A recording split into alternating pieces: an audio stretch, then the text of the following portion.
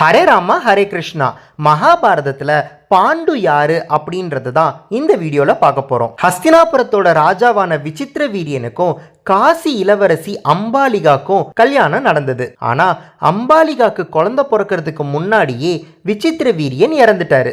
ஹஸ்தினாபுரத்துக்கு அடுத்த ராஜா வேணும் அப்படின்றதுக்காக சத்தியவதி தன்னோட மகனான வேதவியாசரை கூப்பிட்டாங்க. சத்தியவதிக்கு எப்படி வேதவியாசர்னு ஒரு மகன் பிறந்தாரு அப்படின்றத நீங்க தெரிஞ்சுக்கணும் அப்படின்னா நம்மளோட இசிஜி கார்ட்ஸ்ல வேதவியாசரோட ஸ்கேன் கோட ஸ்கேன் பண்ணி பாருங்க.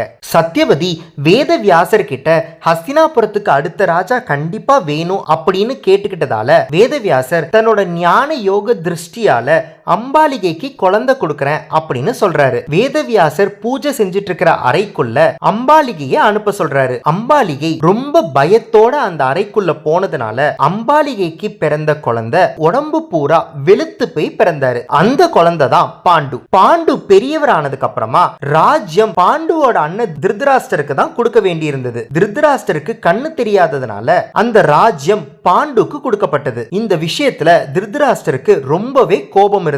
பாண்டு சந்தோஷமா நல்லபடியா ஆட்சி செஞ்சாரு. ஒரு நாள் பாண்டு வேட்டையாட போகும்போது காட்டுல 2 மான் ஒன்னா சேர்ந்து இருக்கும்போது பாண்டு ஒரு மானை கொன்னதுனால மற்றொரு மான் தன்னோட சுயரூபத்துக்கு மாறுச்சு. அந்த மான் ஒரு ரிஷி. அந்த ரிஷி பாண்டுவை பார்த்து, நானும் என்னோட மனைவியும் மான் ரூபம் எடுத்து சந்தோஷமா இருந்தோம், ஆனா என்னோட மனைவியை நீ கொன்னுட்ட, அதனால எப்போ நீ உன்னோட மனைவியோட சந்தோஷமா இருக்கியோ அப்பவே உன்னோட தலை வெடிச்சு நீ இறந்துடுவ அப்படின்னு சாபம் கொடுத்துட்டாரு. பாண்டு மனம் நொந்து போய் இதுக்கப்புறம் நான் ராஜாவா இருந்தா அது அவ்வளவு நல்லா இருக்காது அப்படின்னு சொல்லி திருதராஷ்டர் கிட்ட ராஜ்யத்தை பார்த்துக்கோ அப்படின்னு ஒப்படைச்சிட்டு தன்னோட மனைவிகளான குந்தியும் மாதிரியும் கூட்டிக்கிட்டு காட்டுக்கே போயிட்டாரு. ஆனா காட்டுல பாண்டு, குந்தி, மாதிரி 3 பேருமே சந்தோஷமா வாழ்ந்துட்டு இருந்தாங்க. ஆனா பாண்டுவால இல்லற வாழ்க்கையில ஈடுபட முடியாது. இல்லற வாழ்க்கையில ஈடுபடாம ஹஸ்தினாபுரத்துக்கு அடுத்த ஜெனரேஷன் உருவாகாதே அப்படின்னு ரொம்ப வருத்தத்துல இருக்கும்போது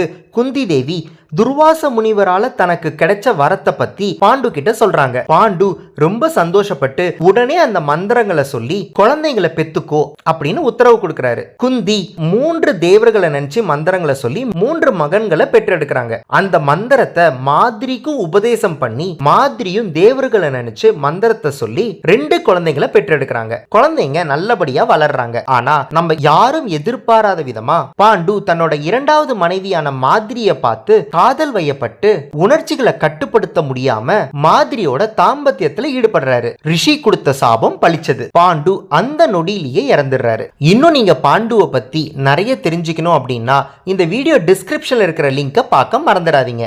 மகன்களை எப்படி வளர்த்தணும் அப்படின்றத நம்ம எல்லாருமே பாண்டு கிட்ட இருந்து தான் கத்துக்கணும். அப்பேற்பட்ட வளர்ப்பு பாண்டுவோட வளர்ப்பு. அதனால நம்மளோட இசிஜி கார்ட்ஸ்ல பாண்டுக்கு பாசிட்டிவ் சிம்பிள். ஹரே ராமா ஹரே கிருஷ்ணா.